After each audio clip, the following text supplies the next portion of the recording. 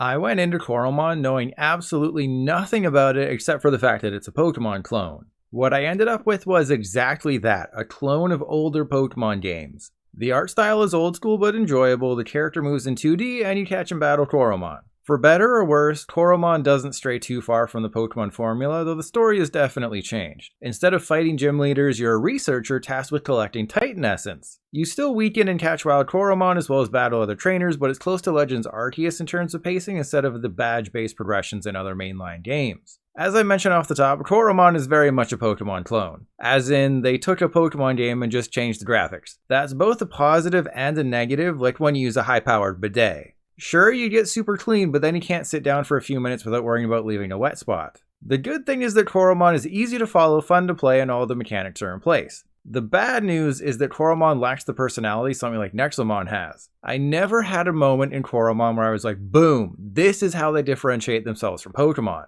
Except when I had a Coromon use Pocket Sand instead of Sand Attack. That was a chef's kiss moment. Just like Pokemon, Coromon has held items and abilities. You can only have 6 in your party at a time. You heal at a Pokemon Center. You battle wild Coromon in the tall grass. You can't run from a trainer battle. And battles play out the exact same way as Pokemon with only minor differences in type advantages. Pretty much the only thing they changed is cutting off their PP. Instead of worrying about each individual move's PP, Coromon went with a stamina approach. Aside from that, Coromon is Pokemon even in story beats. Very early on, you walk through a Viridian-colored forest with some weak trainers in Coromon. And not long after, you head to a dark rocky tunnel with a bunch of ladders. What kind of sets Coromon apart from Pokemon is how the world feels slightly more alive. When you rummage through somebody else's home and force them into a conversation while threatening them with the god you're hiding in your pants, they might have a side quest for you to perform. It helps break up the usual point A to point B formula, and some of the quests are actually enjoyable. Another mechanic is ongoing milestones. Because your job is to research Coromon, simply doing the things you were going to do anyways earns you experience and raises your rank.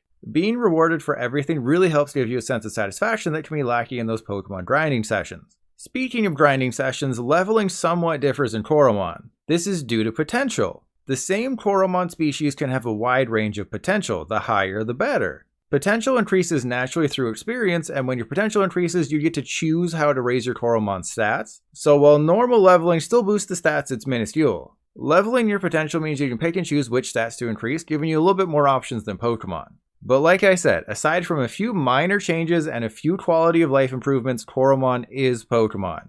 Now, if you know me, you know I don't hold the belief that wearing pants while recording audio for a YouTube video is necessary. I also don't believe that a Pokemon clone needs to have gyms to be successful. Just look at Nexomon. Unfortunately, Coromon strips out gyms and replaces them with nothing. Imagine Pokemon Red and Blue without gyms and slightly longer caves. Gyms are a goal. They add structure and excitement, making you push through potentially boring areas with the promise of something new on the other side. Coromon simply gives you long dungeons filled with trainers and wild Coromon, then you battle a Titan at the end. It needed that something extra, like a place where you battle a super tough trainer and get rewarded with a small piece of shiny metal to improve the experience. Without it, Coromon ends up feeling a bit shallow, like it's missing something, and no matter how hard I tried, I couldn't fill that hole. What I realized a few hours in is that a Pokemon clone without gym battles is just Final Fantasy with monsters, and Coromon doesn't stack up to either of those franchises' best entries. And to compare it to another game in this video, it doesn't come close to the heights of Monster Sanctuary.